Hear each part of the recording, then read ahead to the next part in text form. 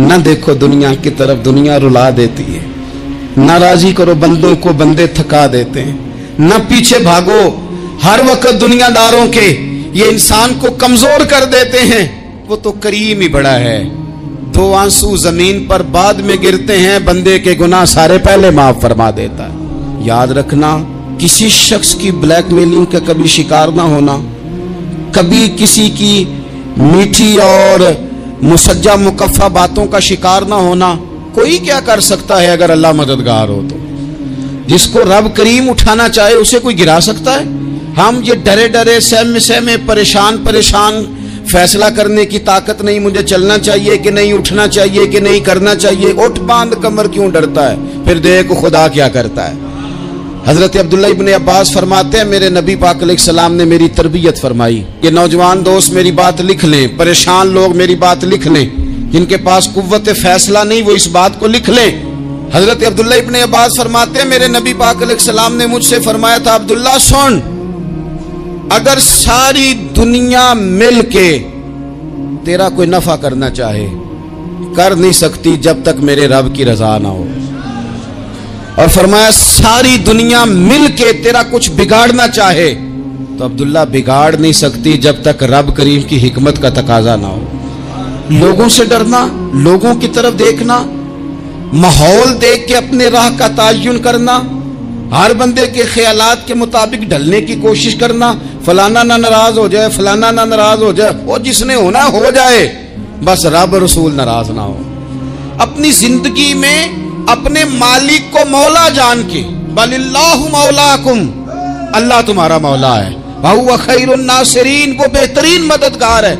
توجہ جب بھی کریں رب کی جانب کریں، اپنے دل کا قبلہ درست رکھیں، سوچوں کے زاویے سیدھے رکھیں۔ میرے بھائی، مالک جب بندوبست کر دے نا، جب مالک بندوبست کر دے، پھر ایسا بندوبست کرتا ہے کہ لوگوں کے پاس نا چارہ نہیں رہتا۔ حضرت مریم رضی اللہ تعالی عنہا پاک باز تھی، مسجد میں رہی تھی، پر مالک کی حکمت کے تقاضے بڑے عجیب ہے نا۔ پھر جناب مریم کو اللہ تعالیٰ نے بغیر شوہر کے اولاد عطا کر دی۔ یہ بات ہی ایسی تھی، وہ کسی نے کہا تھا کہ مخلوق تو فنکار ہے اس درجہ کے پل بھر میں سنگے در کعبہ سے بھی اصنام تراشے، تم کون ہو کیا چیز ہے داغے کبابی، لوگوں نے تو مریم پہ بھی الزام تراشے۔ تو لوگوں نے کہا کدھر سے لے آئی بچہ، تیرا باپ تو ایسا نہیں تھا، کہاں سے لے آئی؟ اللہ کرے میں آپ کو سمجھا سکوں، ذرا اپنے آپ کو وہاں کھڑا کریں کہ ایک پاک باز عورت، پاک باپ کی بیٹی، طیب ماں کی بیٹی، اور اللہ کے گھر میں پرورش پانے والی خاتون، ایک وہ وقت اور ایک یہ وقت کہ اس عورت کو کٹہرے میں کھڑا کر کے پوچھا جا رہا ہے کہ معاذ اللہ تیری گود میں بچہ جائز نہیں ہے، کہاں سے لائی ہے؟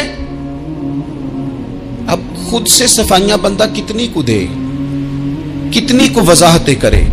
اور میں نے تو اپنی زندگی میں دیکھا ہے زیادہ وضاحت دینے والے کو بھی لوگ جھوٹا سمجھنے لگ جاتے ہیں، زیادہ وضاحت دینے پر بھی لوگ کمزوری کا اظہار سمجھتے ہیں کہ کمزور پڑ گیا۔ آپ صلح کی کوشش کرتے ہیں، سامنے والا بزدل سمجھ لیتا ہے، زیادہ وضاحتیں بھی کمزور کر دیتی ہیں۔ اب حضرت مریم کو کٹہرے میں کھڑا کر کے کہا بچہ کس کا ہے؟ تو پھر خدا بندوبست جب کرے، اللہ جب مددگار ہو، تو پھر حضرت مریم کی گواہی درختوں سے نہیں دلوائی، اس نے پتوں سے نہیں دلوائی، پھر فرشتے نہیں بھیجے۔ حضرت مریم کہنے لگے مجھ سے نہ پوچھو، وہ جو پنگوڑے میں ہے اسی سے پوچھ لو، ان سے پوچھو نا، وہ کون ہے پوچھ لو، ان سے کر لو سوال۔ انہوں نے کہا پنگوڑے میں چند دنوں کا بچہ، یہ جواب دے گا؟ مددگار تھا رب، ان کی برات کا اعلان کرنا تھا مالک نے، اور جب مالک اعلان کر دے، جب مالک تیری صفائی دینا چاہے، جب مالک تجھے دنیا کے سامنے نکھارنا چاہے، تو پنگوڑے میں لیٹے حضرت عیسیٰ بول کے کہنے لگے انی عبداللہ آتانی الکتاب، فرمایا میں اللہ کا بندہ ہوں، رب نے مجھے کتاب عطا کر کے نبی بنا کے دنیا میں بھیجا ہے، میں اللہ کا بندہ ہوں، کتاب لے کے آیا ہوں، نبی بن کے آیا ہوں۔ پھر پنگوڑے سے اعلان ہو گیا، پھر بچہ بول پڑا، اور یہ ایک دفعہ نہیں بات ہوئی، یہ بنی اسرائیل میں ایک جریج نام کے شخص بھی تھے جو نماز پڑھ رہے تھے. بعض نے لکھا ہے نفل نماز تھی. اماں نے پکارا تو آئے نہیں, تو ماں کے منہ سے نکل گیا تو اتنی دیر تک مرے گا نہیں جب تک کسی بے حیا عورت کا منہ نہ دیکھ لے. تو وہ عبادت گزار تھے, لیکن لوگوں نے ان کی عبادت, ریاضت, پرہیزگاری کو نہیں دیکھا. بس ایک عورت کو بھیج کے الزام لگوا دیا. وہ عورت آیا جایا کرتی تھی, اب آ جاتی ہیں عورتیں, مسئلہ پوچھنے کی نیت سے بھی آ جاتی ہیں. ماحول میں کچھ جگہ ایسی بھی ہیں جہاں عورتیں دم کرانے کے بہانے آ جاتی ہیں. وہ خاتون آتی جاتی تھی اس خانقاہ پہ, آستانے پہ. یہ بخاری میں موجود ہے. پھر اس نے کہا میری گود میں جو بچہ ہے یہ انہی کا ہے. مجھے بتائیں کیسے بندہ وضاحت دے. حالات خراب ہو گئے, لوگ کٹیا جلانے لگے, ماحول اور طرح کا بن گیا. میرے نبی پاک علیہ الصلوۃ والسلام فرماتے ہیں پھر اس رب کے بندے نے کہا مالک تو کریم ہے, تیری مشیت کا تقاضا آیا جو میری ماں نے جملے بولے تھے, پر اب میں وضاحت دینے کے قابل نہیں رہا. اب تو ہی کرم کرے گا تو دروازہ کھلے گا.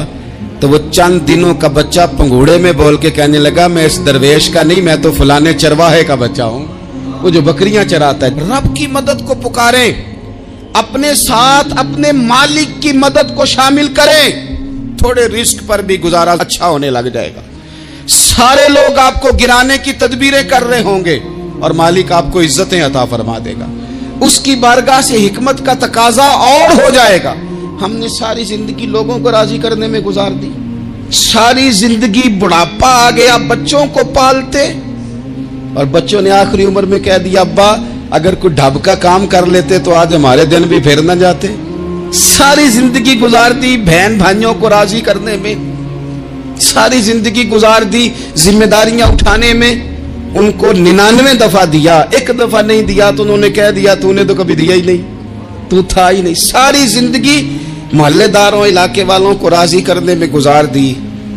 اور میں نے ایسے لوگ بھی دیکھے دین کے لیے وقت گزارا, لیکن جب بڑھاپے میں دانت کام نہ کرتے تھے تو وقت کے مفتیوں کو بھی مسجدوں کی کمیٹیوں نے کہہ دیا اب آپ کی سمجھ نہیں آتی, ہم نے خطیب کو یور رکھنا ہے. میں کہتا ہوں کہ جتنے درد سے آپ امیر کو اپنی کہانی سناتے ہیں نا, اور جس طرح آپ کے آنسو بات کرنے سے پہلے گر جاتے ہیں کہ غریب ہیں, بچیاں ہیں, کاروبار نہیں, او میرے سنگیو, اس سے آدھے آنسو اپنے رب کی بارگاہ میں بکھیرو, اس کے حضور عرض گزار ہو جاؤ, اس سے طلب کرو. ایک وقت انسان پر زندگی میں ایسا آتا ہے کہ اسے یوں محسوس ہوتا ہے کہ میرا سایہ بھی ذرا سا پیچھے ہٹ گیا ہے. اسے یوں لگتا ہے کہ میں کسی سہارے پہ ہاتھ ڈالتا ہوں تو وہ بھاگ جاتا ہے مجھ سے. لیکن مالک کی بارگاہ ایسی عظیم بارگاہ ہے, رب رسول کے آستانے اتنے بڑے ہیں کہ آپ جب وہاں کشکول طلب دراز کرتے ہیں تو جھولی پھیلانے میں دیر لگتی ہے, ان کو بھرنے میں تو کوئی دیر نہیں لگتی. ہم نے اپنا سوچ کا قبلہ ہی دنیا کو بنا لیا ہے. یہ جو اللہ والوں کی مدد ہے یہ تو ہے نہیں, اللہ ہی کی مدد ہے. لیکن یہ جو سیٹھوں کی طرف توجہ کرنا, نوابوں کی طرف توجہ کرنا, دنیا داروں کی طرف توجہ کرنا, اور اپنا مزاج اس طرح کا بنا لینا, یارو گردن کو جھکا دیتا ہے خیرات کا پتھر, جہاں میں مانگنے والوں کے سر کبھی اونچے نہیں ہوتے. اور اقبال کہتے ہیں غیرت ہے بڑی چیز جہانے تگ و دو میں, پہناتی ہے یہ فقر کو تاج سردارا.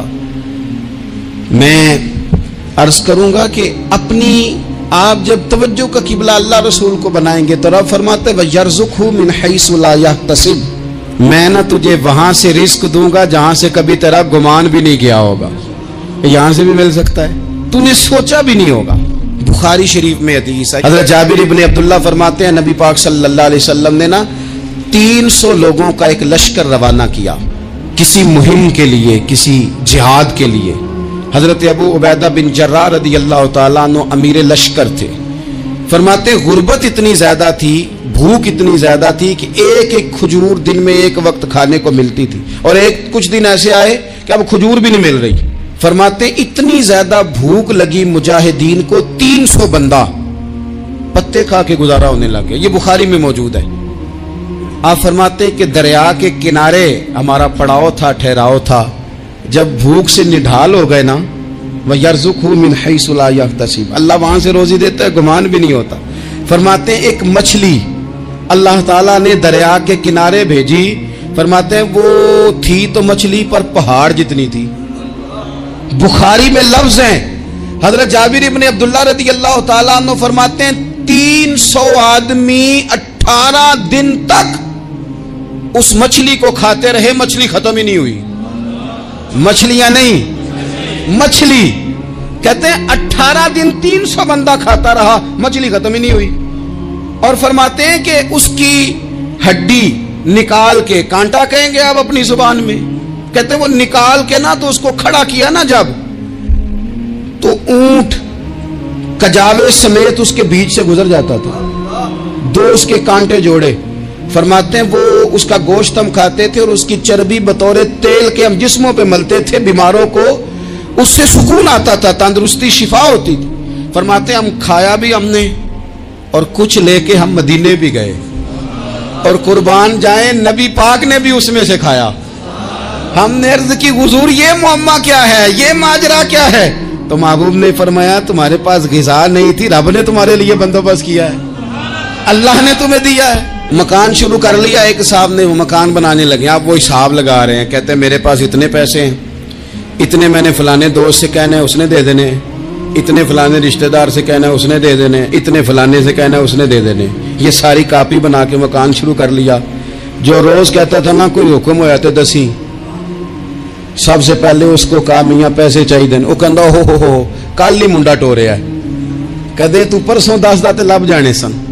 میں آپ کو اپنے تجربے کی بات بتا رہا ہوں۔ جن لوگوں کا خیال ہوتا ہے نا کہ آپ سٹارٹ کریں فلانا کام، ہم آپ کے ساتھ ہیں، اللہ کا ہی کوئی نظام ہے، وہ بالکل بھی نہیں ساتھ ہوتے۔ لیکن ایسا نہیں ہے کہ کوئی ساتھ نہیں ہوتا، اللہ تعالیٰ بڑے اسباب پیدا کرتا ہے، وہاں سے دیتا ہے جہاں سے گمان بھی۔ ہمارا یہ ذہن بن جاتا ہے ہم ساری اپنے حساب سے چلتے ہیں، اتنے رشتہ داروں سے اتنے، کون آپ کے ساتھ چلے گا؟ سوال ہی نہیں پیدا ہوتا۔ یہ سارے کام چھوڑ کے سب سے پہلے 2 رکعتیں پڑھو، اپنے رب کی بارگاہ میں، رسول کائنات کی بارگاہ میں گزارشات اور استغاثے پیش کرو، وہاں سے خیر طلب کرو۔ دنیا دار کیا دیں گے، کیا دے سکتے ہیں، کیا حیثیت ہوتی ہے کسی؟ اللہ کہتا ہے وہاں سے دوں گا۔ تو جو اللہ مال دے وہ لینا چاہیے کہ رشتہ داروں کا مال دیکھنا چاہیے؟ جو اللہ دے وہ لینا چاہیے کہ سیٹھوں نوابوں کی جیبیں دیکھنی چاہیے؟ جو اللہ دے وہ قبول کرنا چاہیے یا دیکھنا چاہیے کون سا آدمی کہاں پہنچ گیا؟ چھوڑو، اپنی مٹی پہ چلنے کا سلیقہ سیکھو۔ کسی کے سنگ مرمر پہ چلو گے تو پھسل جاؤ گے، پھسل جا۔ اس پر ایک اور بات عرض کر دوں، صحیح بخاری سے، مسلم سے ایک اور بات۔ کچھ چیزیں ایسی ہیں جن سے اللہ کی مدد آتی ہے، مدد ملتی ہے۔ ایک چیز ان میں سے ایسی ہے جس سے بہت مدد نازل ہوتی، وہ ہے کہ جب رب آپ کو دے نا تو پھر آپ بھی اس کے رستے میں دیں، پھر مدد آتی ہے، پھر اور آتا ہے۔ بخاری مسلم میں حدیث ہے، یہ زیادہ ہی توجہ طلب امر ہے، اس پر آپ غور کریں گے۔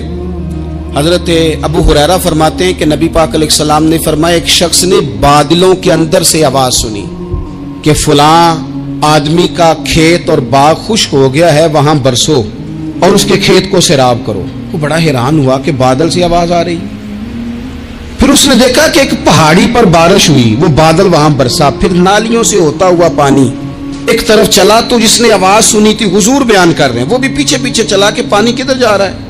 اس نے جا کے دیکھا کہ ایک مقام پہ ایک باغ کو وہ پانی لگ رہا ہے اور ایک آدمی وہ پانی لگا رہا ہے۔